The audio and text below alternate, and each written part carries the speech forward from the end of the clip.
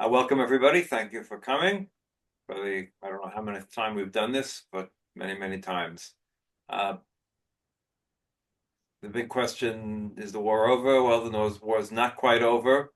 There's still some version of a war, and more importantly, there are still hostages being held in Gaza, which we'll get to in a minute. Uh, most, I wrote this when I wrote the piece for tonight, which isn't finished yet. I mentioned the fact that last night, right before I went to sleep, my wife asked, "Can we put away the bag that's sitting by the door that has all of the supplies for the bomb shelter?" And my son and I immediately said, "No, no, we can't. It still could be rockets coming from various places." Luckily, we were not woken up at 6 a.m., but about a third of the country, anyone living from Beit Shemesh to Rehovot, to all sorts of places in between, they were all woken up by a single ballistic missile fired by the Houthis. The Houthis are down there causing trouble with no real answer how to stop them, to be quite honest with you. Um, they're a proxy of Iran, but it's not even completely clear how much Iran controls them or doesn't control them. The US and Great Britain and other allies have bombed them on and off, but they doesn't seem to matter much. We've bombed them twice, but nothing has really stopped them. They don't have a large capability. They can't disrupt the country too much, just enough to every once in a while send a ballistic missile, and I fear will also be used by some of the airlines as a reason why they can't return.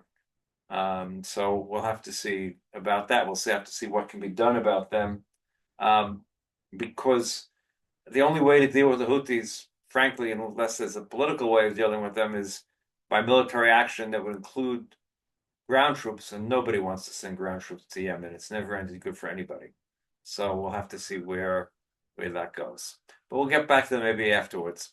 First, I want to start on a relatively positive note. Positive in the sense that the general sense right now is more positive than it's been in a while. Obviously, the ceasefire in the north, and we'll get into that in a minute, is definitely a positive thing. The fact that at this point, every area in the country, with the exception of those right on the border, have had all the limitations removed. You can have concerts with 30,000 people outside, all those different things. Changes the atmosphere. The fact that we really aren't worried, other than, like I said, a single Houthi missile, which, by the way, all the Houthi missiles have always been intercepted. They did get one drone in here, but that'll never happen again, I don't hope. But the reality that's changed. And second of all, there seems to be, and I don't know, I can't say it for sure, but there seems to be a genuine sense that there may be something happening with the hostages. Um, it's not totally clear, and the same problem exists of Itamar Ben-Gvir, who once again was on the radio this morning stating that he will object to and bring down the government of any hostage deal that he considers extreme. And extreme to him is allowing 1,000 Palestinian terrorists out of jail, which was always the most basic part of any hostage deal. We were never going to get back any hostages without releasing Palestinian terrorists in jail, unless we were able to rescue them. And since we're now into the 14th month, basically, and we've rescued merely a handful, that's clearly not going to happen unless some sort of miracle occurs. So the reality is, will Prime Minister Netanyahu be willing to take the risk of Itamar Ben-Gvir pulling out? There are reports that Hamas has also become a little bit more flexible, allowing Israel to remain maybe in certain places. It may. There clearly is a Trump effect taking place, not the Trump effect the right wing in Israel was expecting. And what do I mean by that? Trump made it very clear that he wanted an agreement in Lebanon before he came to office, and lo and behold, we had a quick agreement in Lebanon.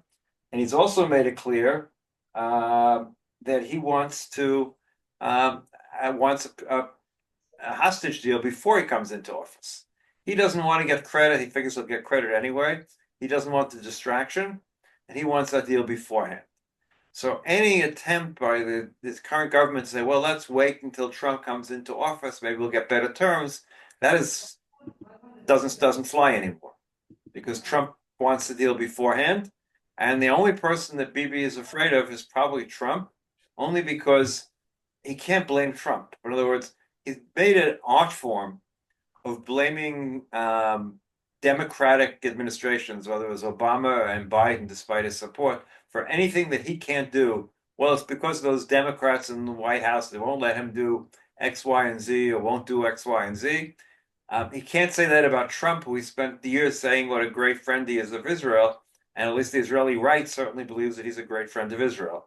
We can argue from now until tomorrow how great a friend he may or may not be, but leave that part aside right now. But Bibi can't play that card in the way he's been playing it all along. He can't say, elect me because I'm the only one who could stand up to Trump. I mean, if we're standing up to Trump at this point, the Israeli government really is in trouble in that sense, and that really doesn't work after all that's been said. I think it's dawning on the Israeli far right that Trump may not also be in favor of annexation.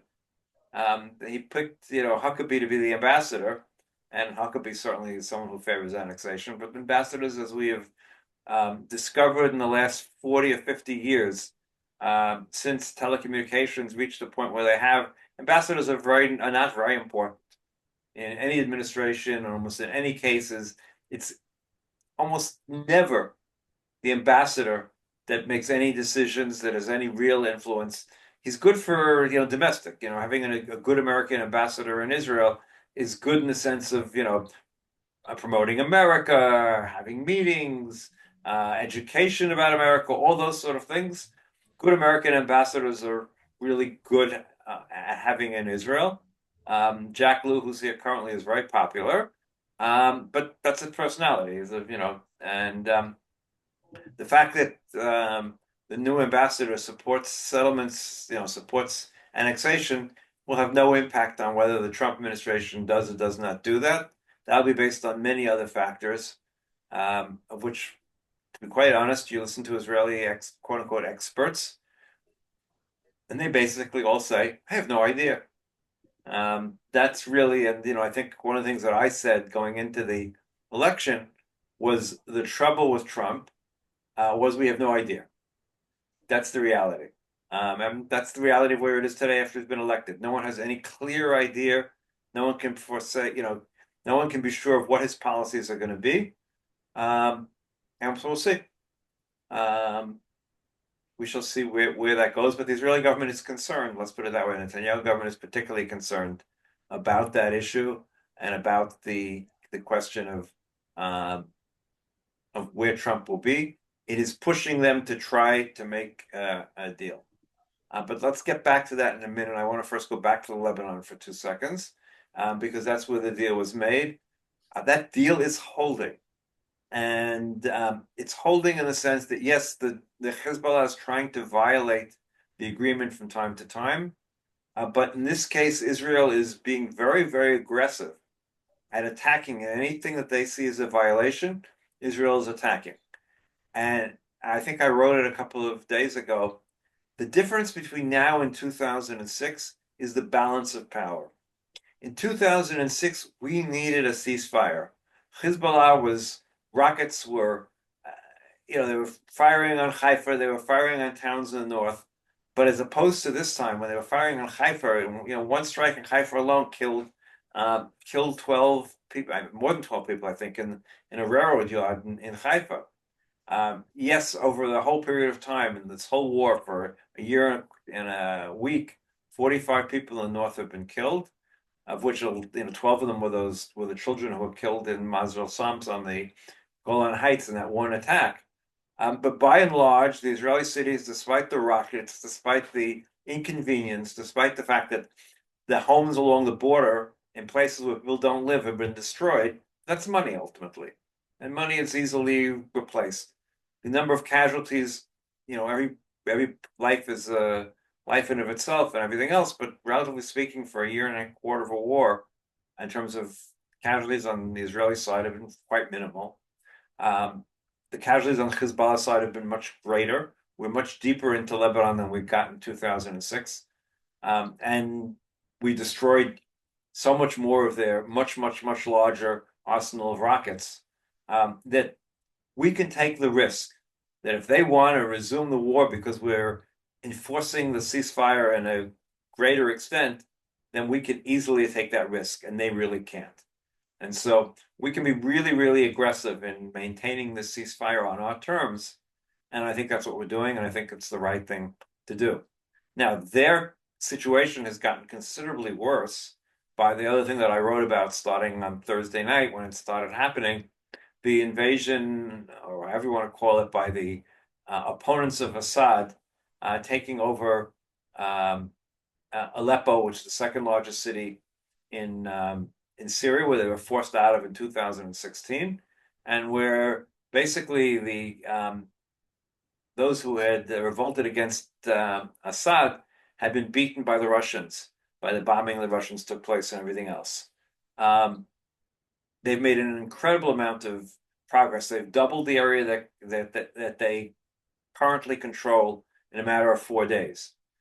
They're on their way to Homs. Whether they're going to manage to capture it or not is unclear. We'll know in the next day or two. Whether the Syrian army can regroup is also unclear, and how much aid the Russians and or Hezbollah / the Iranians can give them is also unclear. What is clear is the attack was timed in such a way of realizing that Hezbollah was weak, Iran was weak. Hezbollah fighters were among the serious people who fought in Syria and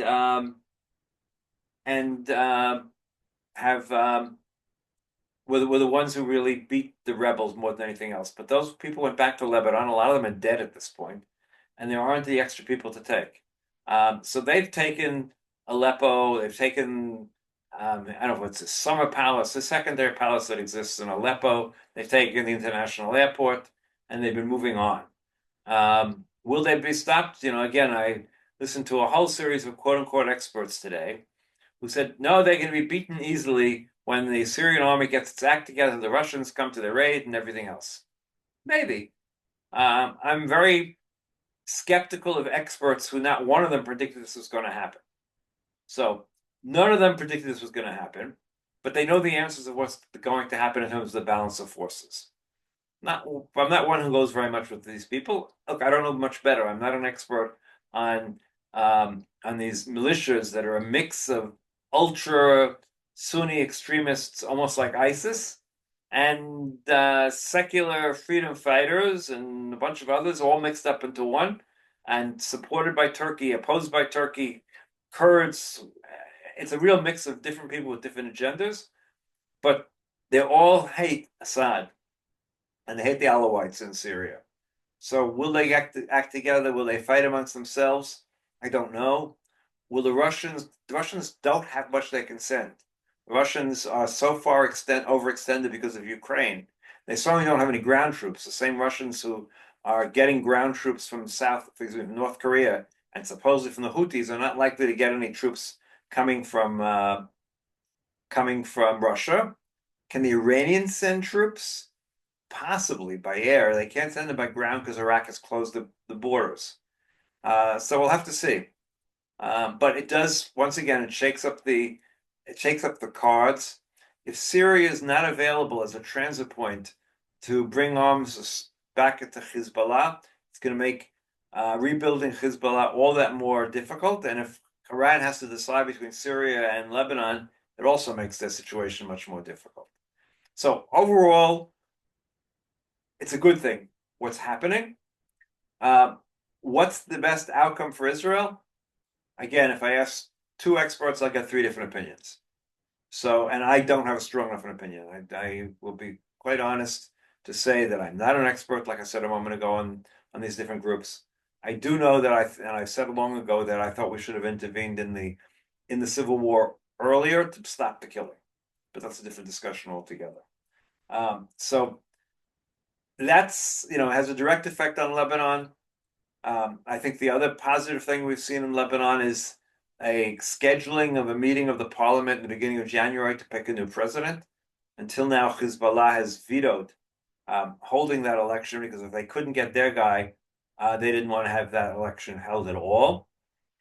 Their power has been diminished enough in Lebanon that Lebanon can go ahead, it looks like, and hold the presidential elections and possibly elect somebody that Hezbollah doesn't control. Time will tell, like everything else. Um, if Iran is still able to influence things in a big way and has the money and everything else to do things, then yeah, we will not see a long-term good outcome. But if we can intercept that money, if we can keep on doing things, and if somehow something can happen in terms of Iran, that could make a big difference as well. So cautiously optimistic. I think I've read some of these stories in the right-wing American Jewish press that the reason we had to give in and walk away in Lebanon was because the Biden administration, if only the Biden administration hadn't stopped us, which is nonsense. Uh, no one seems to understand the fact that our army is tired. Our army is under-equipped at this point. And yes, maybe there's some arms haven't come as quick as we'd like from the United States, but I'd like to remind everybody that there is a worldwide shortage of armaments caused by the Ukraine war. No one can produce enough arms to keep up with the needs of the Ukrainian army, and that affects our ability as well. Just re-equipping and we have soldiers who are reservists who've done 200, 250 days of reserve duty. There's only a certain point where you can keep on pushing that. This country isn't built for long wars. This is by far the longest war we've ever had. And the idea that we could keep on going in Lebanon with not a clear goal, I mean, the idea that we could destroy all of Hezbollah, the only way we could destroy all of Hezbollah is if we went north, captured Beirut, and moved north to the Bekaa. I don't know if we've ever had that capability, but certainly not at the tail end of a long war. It's very nice fantasies, and it's always nice to blame Biden. Or some people are blaming Obama for some shadow foreign policy that's going on. No, the reason we came to an agreement is A, we needed it. Our army needs it. B, Netanyahu needs it politically. There's the whole issue of dropping the issue of the draft law relating to the ultra orthodox, which is impossible to pass as long as we're at war. I'll get into that when it comes to the hostages in a second. That's a factor. And finally, the fact that Trump said he doesn't want to be involved in the ceasefire. He wants that ceasefire done long before he comes into office. So what we've been calling here these days the Trump effect, which is not the same Trump effect everyone was waiting for on the right in Israel. They were all waiting. Trump will come and he'll support us 100%. Well, guess what? Trump is ultimately interested in the interests of the United States. It's in the interest of the United States. There are no wars here. That's the reality. So that's where we stand in terms of Lebanon. Cautiously optimistic. Of course, it could all blow up at any time. And anyone who says they know for sure, like I've said all along, anyone who thinks they know for sure in this world, don't listen to them. But like I said, cautiously optimistic. Going back to Gaza. So Gaza, like I said, there is serious talk of a possibility of a hostage deal, which means in some form or another ending the war in Gaza. To be honest, the arguments that are being made in Israel by most people of, why are we still fighting in Gaza? And I hear this from people from the center right all the way across. It's like, what are we doing? What are we accomplishing at this point? Yes, Friday we lost a soldier. 3 soldiers were critically wounded. What are we going to accomplish? What can we accomplish at this point? It's a really serious question. We did not create an alternative government in Gaza. We did not create an alternative government in Gaza for political reasons, because there was no alternative government that the far right in this government would accept as an alternative government. They want us to establish a military rule of Gaza. And leaving aside the moral, political, all those things that we can put aside for them. We can discuss whether it's morally right. We can decide whether it would work in terms of world opinion. All those things we can put aside. The fact of the matter is, once again, going back to our other thing, we do not have enough troops to establish a military government in Gaza right now. Our army is pushed to the limits. Military government would take, they say, 3 divisions or so.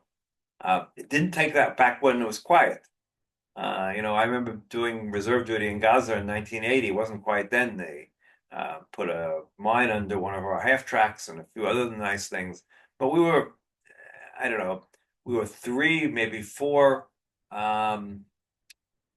Dudim, which are the smallest groups, battalions, that all together, all of us were, besides the standing military administration, we controlled all of Gaza. But that was then. There weren't people like Hamas wasn't there organized in the way they are today. And so it was relatively easy. But today would require a lot of troops. Now, we have a real problem in the fact that as of today, the UN said they're no longer willing to accept food through the main routes because it's too dangerous. We've been talking forever about private companies. We haven't done anything about these private companies. Like everything else, we don't make decisions. And not making a decision is a decision of itself. And that's part of the reason we're here, gotten as far as we've gone.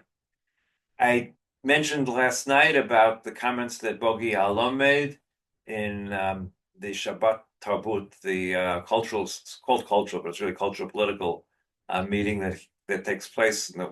We went to yesterday, and it's created quite a stir in Israel because he's literally said that Israel is engaged in ethnic cleansing. I think he's wrong in the sense that I don't think it's ethnic cleansing.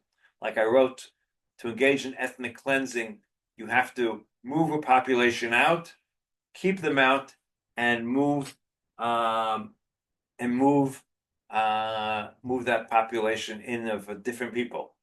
And those different people have not been moved in. Yes, some of the far right would like to move them in and create settlements there. But the government has not decided to do that. Again, Bibi doesn't make any decisions.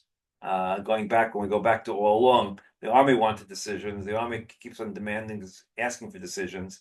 A defense minister was fired because he requested too many decisions that were not made, and it's one of the reasons. It's not the only reason, obviously. So the fact of the matter is, what we're doing is problematic. I don't think the actual moving people out to another safer area violates international law if it's done correctly.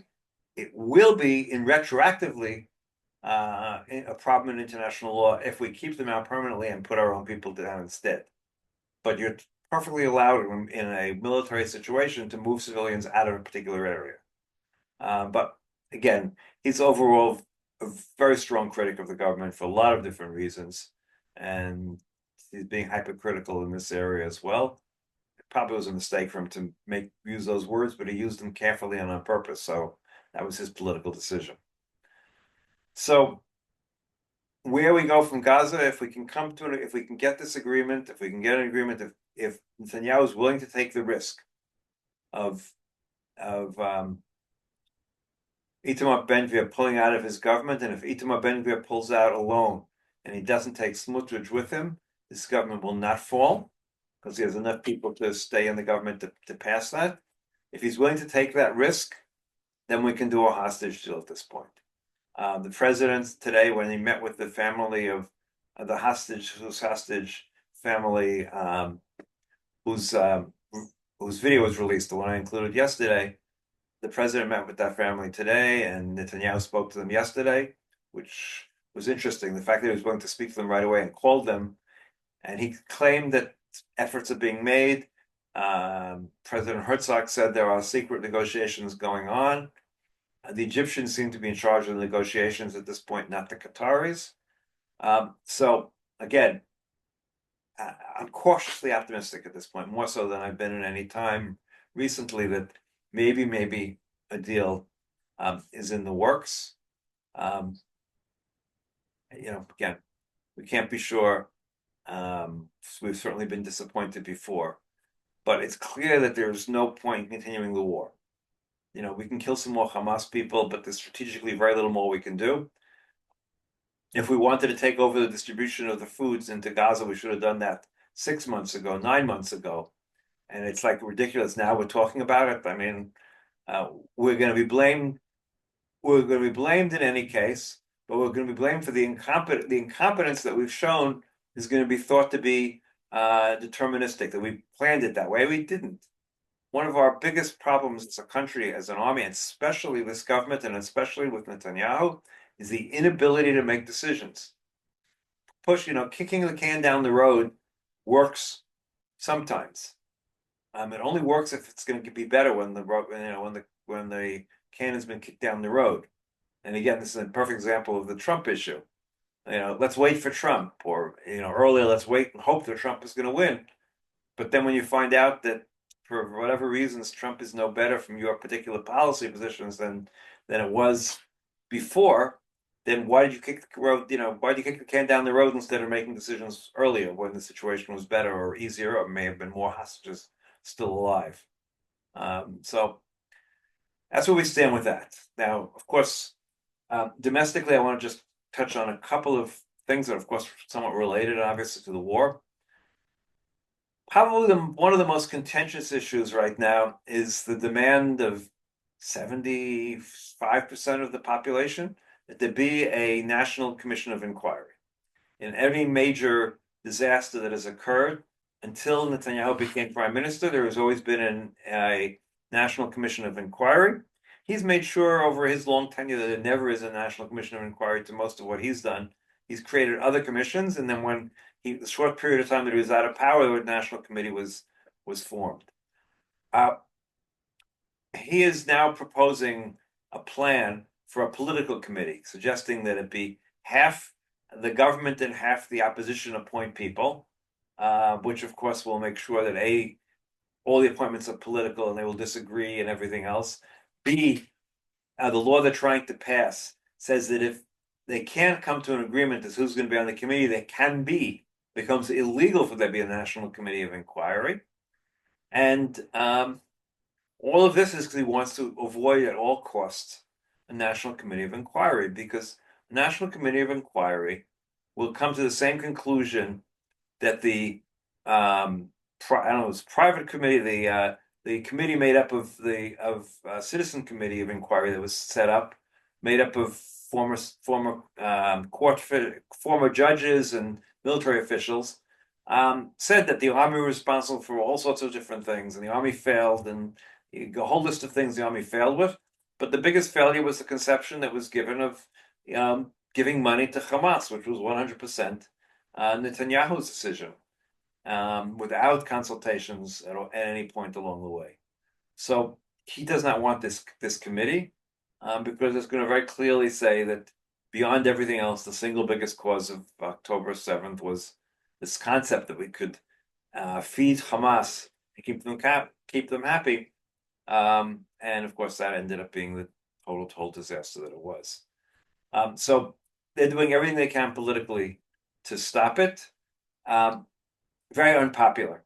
Like I said, I think 75% of the country wants a national committee of inquiry. Only 12% want this political committee of inquiry, and the rest don't know, which is about the same as the people who would say they support a deal to release the hostages in return for the end of the war. And in both cases, the majority of his voters also support the National Committee of Inquiry and support ending the war in return for getting back the hostages. So he's willing to go against his base. His base was also, by the way, against the current agreement in the north. So he went against them in this case as well, which brings us to the last major domestic point. There's a whole series of ridiculous laws that the Likud is trying to pass, but we'll leave that aside for the moment. But the big issue still remains the question of the draft of the ultra-Orthodox. No solution has really been found. They're talking about a plan that will probably not get support, drafting 3,000 of them without personal sanctions. I don't think that can pass. It won't pass the smell test, as one says, but we'll have to see.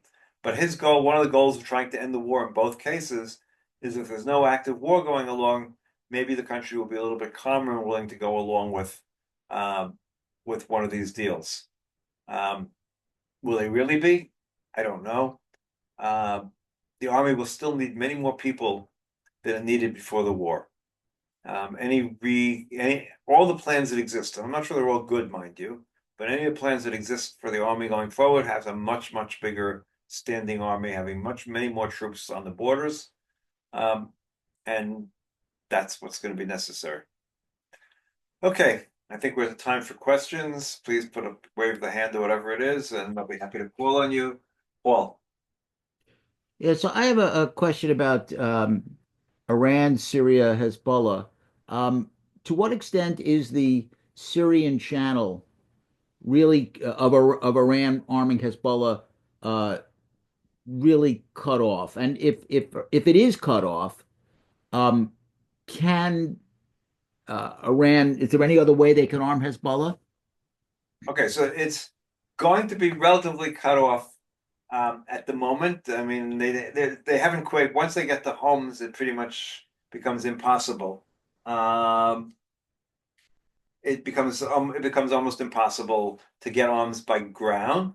They can bring them by air. I don't think they can bring them to the Beirut airport because that would certainly violate the agreement. Um, and will they try to sneak it in? They can try to sneak it in. Israel will attack it quite clearly. Anything they see, they're going to attack.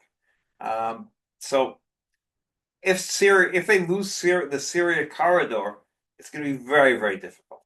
One of the things that one of the rebels, or whatever you want to describe them, was shown. He was shown a picture of him tearing down a picture of Khamenei, of the supreme leader of Iran, and saying, the road to Jerusalem has changed. It no longer goes through Syria. Syria is for Syrians. So obviously that's a good statement to hear from us, from our perspective. But again, you know, it's too early to say. It really is too early to say. We can speculate, but um, I can't say beyond that because I don't really know. Ian. Mark, my questions in the chat. I wrote it down there. Okay. Uh, are we better off? It's a really hard question to answer. Right now, strategically, we are probably better off. Um, we're better off in the sense that at the moment, I think for the first time in a long time, most of our enemies or potential enemies fear us much more than they've had in the most immediate past. Obviously, we did much better now than we did in 2006. We did well in what's called the war between the wars that's been taking place quietly against Iranian shipments through Syria, and all those things have been going on for the um, last number of years. There's an actual term in the army for that ongoing war that's been going on all these years, and we've been actively fighting that war.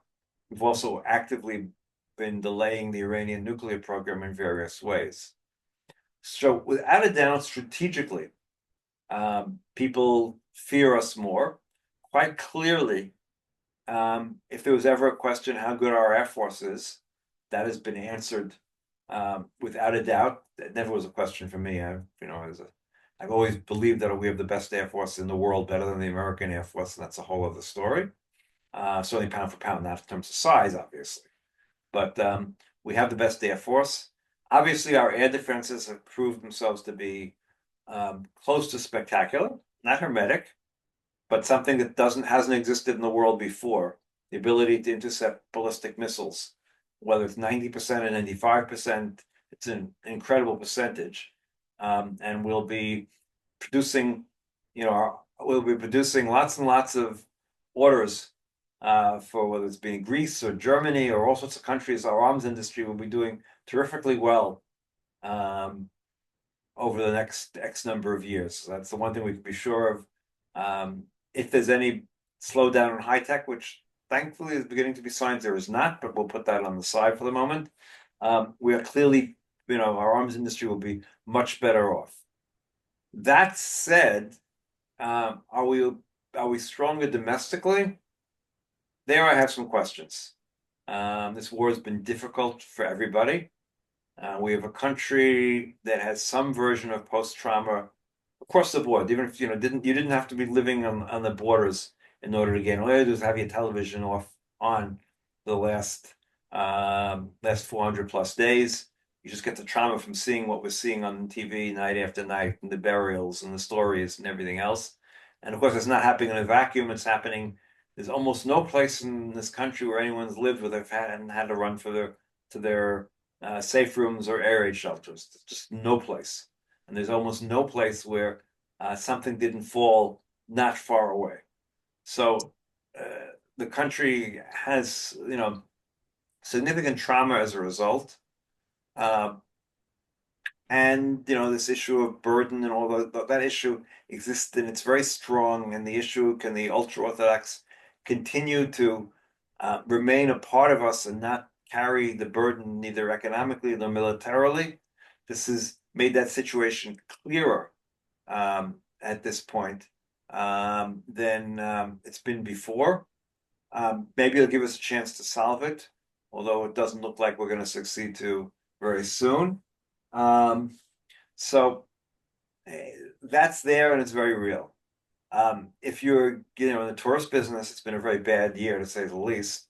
The hotels have done okay because they've had all these people who've been moved out of their cities, and they've been put up in hotels at the government's expense. And since it's very hard to get in and out of this country, many more Israelis are choosing to go to a lot or go somewhere else internally because it's really hard to get somewhere externally.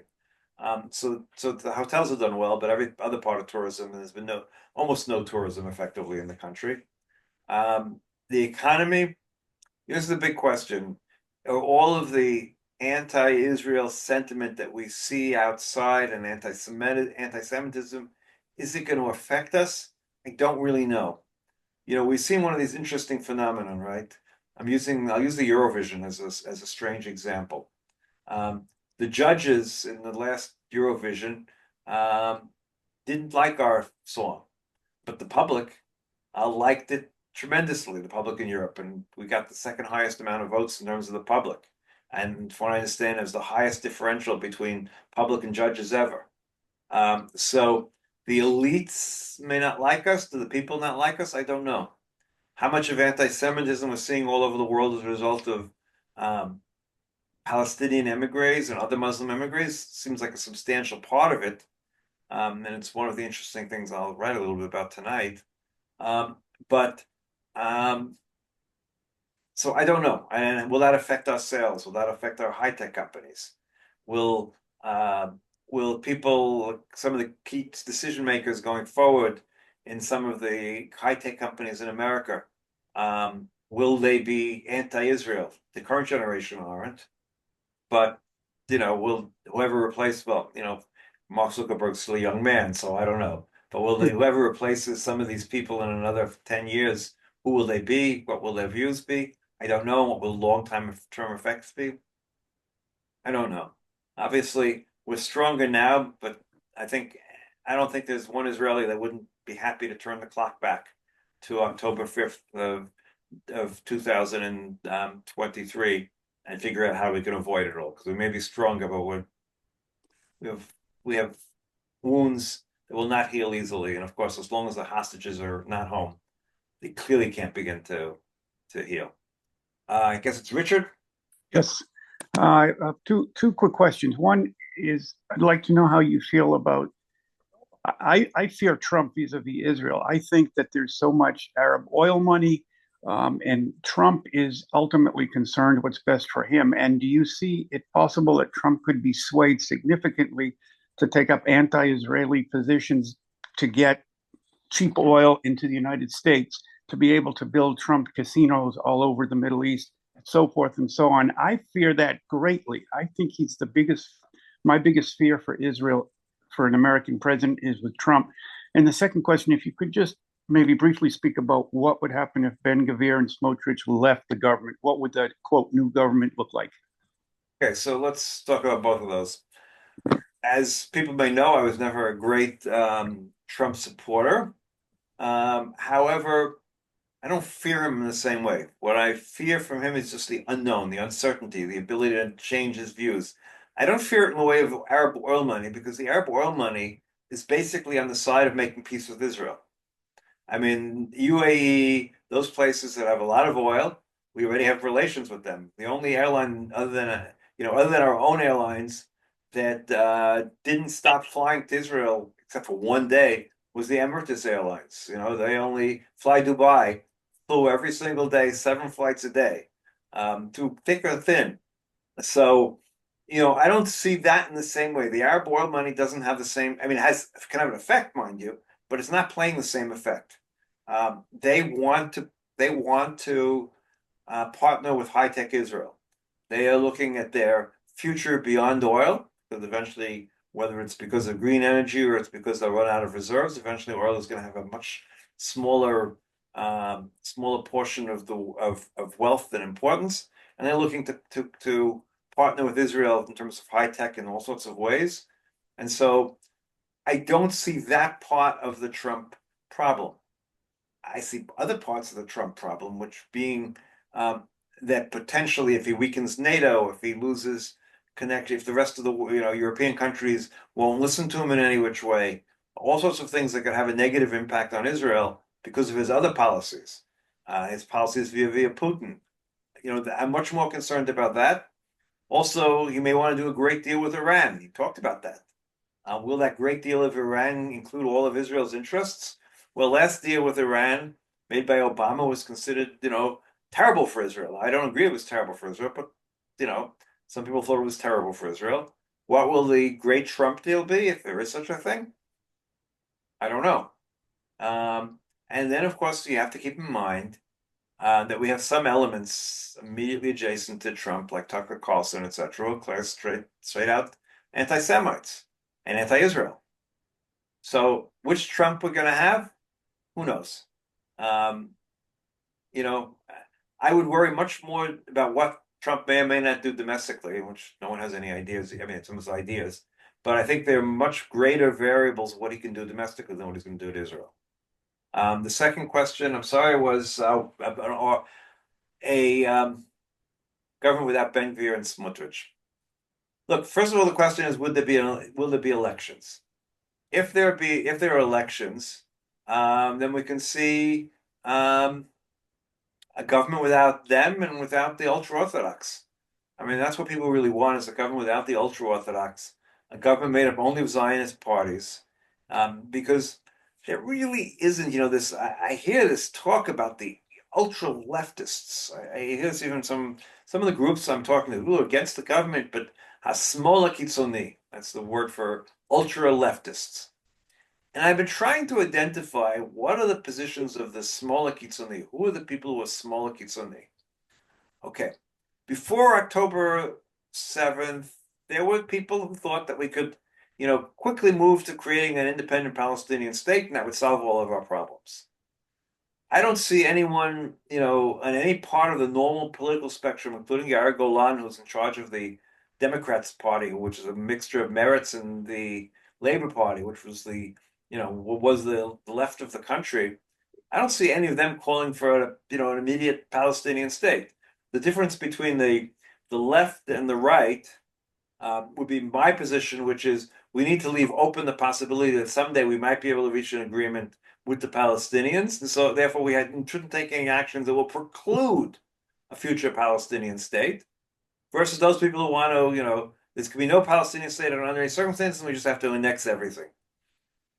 Okay, I don't really see that my position being, small kitzoni, and I don't know if anyone who's really far further to the left than me, and I don't consider myself at all left. It's quite a centrist view, to say the least. So I think everybody who considers themselves Zionists, who believes that everyone should serve in the army, who believes that everyone should have the same economic burden, I think, and those people who believe that democracy is a really important value. Judaism is important too, but democracy is a really, really important value. I think those parties can get together and can be a majority of those in the Knesset and could bring about some changes and turn back a few of the things that this government has tried to do and really hasn't successfully done. Okay, this says other raised hand, which is, and someone just told me also, messaged me they can do a constitution, which yes, they clearly, a new government can do a constitution. It's something we absolutely must have. We need a constitution more than anything else. Okay, there's someone else beside Richard? Jack. Yeah, my question's in the chat, but I'm really looking at Assad's exit strategies. I mean, and the chemical weapons he's got and what happens to them and will he use them? Okay, so first, it's, talking about an exit strategy. He wasn't expecting this to begin with. So this came as a complete surprise to him as much as it came to everybody else. So to say that he has an exit strategy, I'm sure he's trying to come up with one. Right now he's trying to come up with a strategy to save himself. So, exit, I think we're too soon to say an exit strategy. He's trying to save himself. Will he use the chemical weapons? Well, he used it in the past. It's not at all clear. It seems some of them were captured by the rebels in when they captured there's a laboratory they captured just now.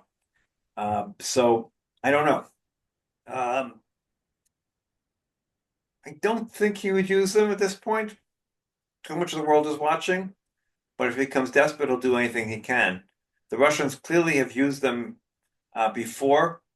Again, I don't think they'll use them right now. Too much of the world is watching. But again, certainly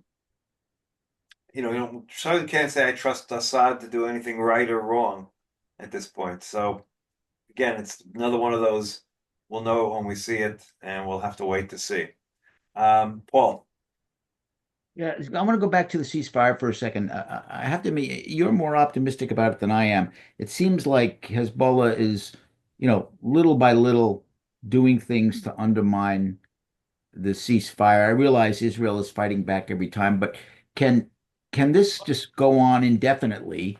This minor skirmish back and forth indefinitely. And if push comes to shove, do you think the Lebanese army would put its life on the line to oppose Hezbollah?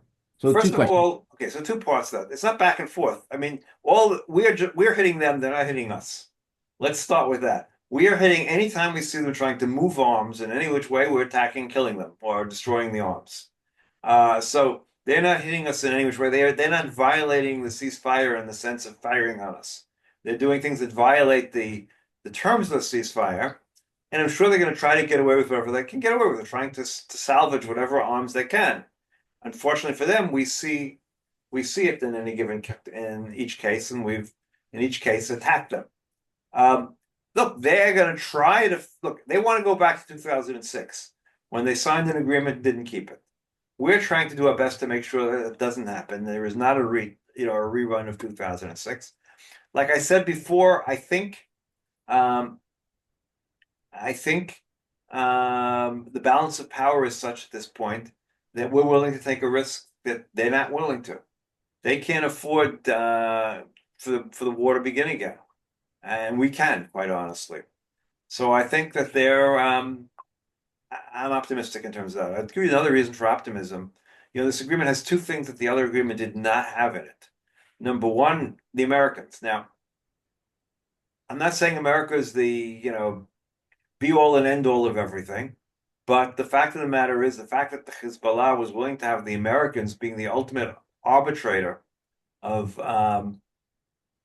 who's violating the agreement, that says something about the balance of power and the willingness to go forward. And of course, one of the other interesting things is the agreement specifically allows us overflight rights over Lebanon.